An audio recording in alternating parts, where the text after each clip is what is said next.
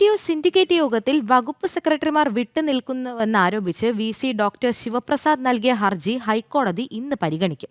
ഉന്നത വിദ്യാഭ്യാസ ധനകാര്യ വകുപ്പ് സെക്രട്ടറിമാർ, സാങ്കേതിക വിദ്യാഭ്യാസ വകുപ്പ് ഡയറക്ടർ എന്നിവർക്കെതിരെയാണ് ഹർജി. ജസ്റ്റിസ് CS ഡയസിന്റെ ബെഞ്ചാണ് ഹർജി പരിഗണിക്കുന്നത്. KTU സിൻഡിക്കേറ്റ് യോഗത്തിൽ നിന്നും വകുപ്പ് സെക്രട്ടറിമാർ വിട്ടുനിൽക്കുന്നുവെന്നാരോപിച്ച് VC ഡോക്ടർ ശിവപ്രസാദ് നൽകിയ ഹർജി ജസ്റ്റിസ് CS ഡയസിന്റെ ബെഞ്ചാണ് പരിഗണിക്കുന്നത്.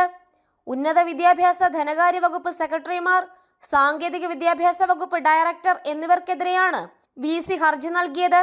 മൂവരും സിൻഡിക്കേറ്റ് യോഗത്തിൽ നിന്നും മനഃപൂർവ്വം വിട്ടുനിൽക്കുന്നതിനാൽ തീരുമാനങ്ങൾ എടുക്കാനാകുന്നില്ല.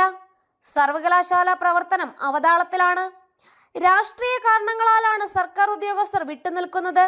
ഇത് വിദ്യാർത്ഥികളെ വരെ ബാധിച്ചു തുടങ്ങിയെന്നും 13-ന് ചേരുന്ന സിൻഡിക്കേറ്റ് യോഗത്തിൽ പങ്കെടുക്കാൻ ഉദ്യോഗസ്ഥരോട് നിർദ്ദേശിക്കണമെന്നും ഹർജിയിൽ ആവശ്യമുണ്ട്. സിൻഡിക്കേറ്റ് യോഗത്തിൽ നിന്നും വിട്ടുനിന്നുകൊണ്ടുള്ള വകുപ്പ് സെക്രട്ടറിമാരുടെ നിരുത്തരവാദിത്വം കാരണം 2025-26 വർഷത്തെ ബജറ്റ് പാസാക്കാൻ സാധിച്ചില്ല.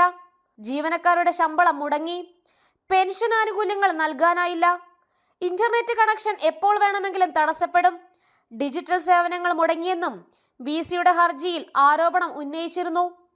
ജനം, കൊച്ചി.